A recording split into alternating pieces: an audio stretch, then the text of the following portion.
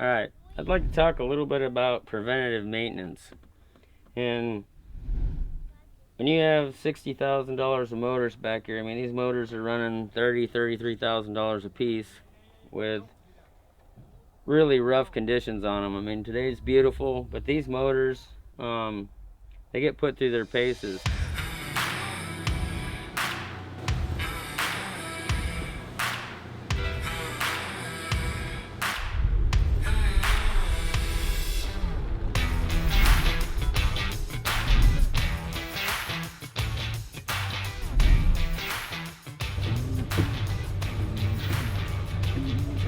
They're out in rough water, they're getting sea spray on them, they got to deal with that salt water constantly.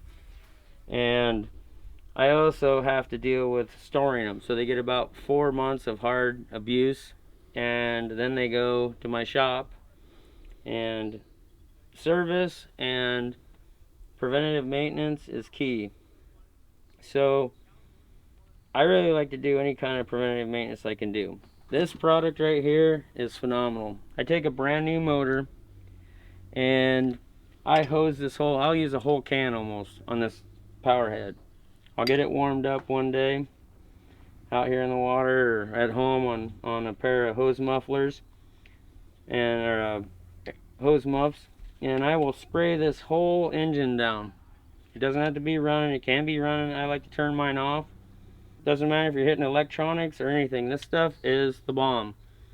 Then I take this paste, and most of the screws or nuts and bolts are stainless, and I like to run the corrosion block grease on them.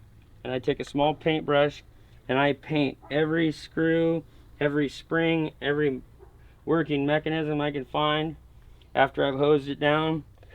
And you can see where it's kind of discolored, but this motor is 3 years old.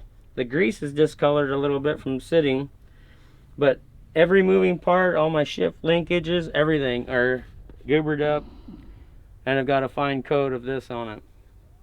So with that said, most motors that take the abuse, this motors get done and get stored for months on end through the winter.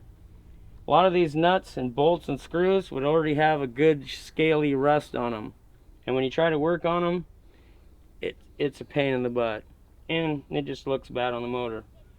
So with that said, 3 years, and I've had this on there, and it's had a little dust on it from my shop because I was doing some wood sanding while I had it off. I was not being smart about that, but for the most part, rust free. 3 years of hard abuse.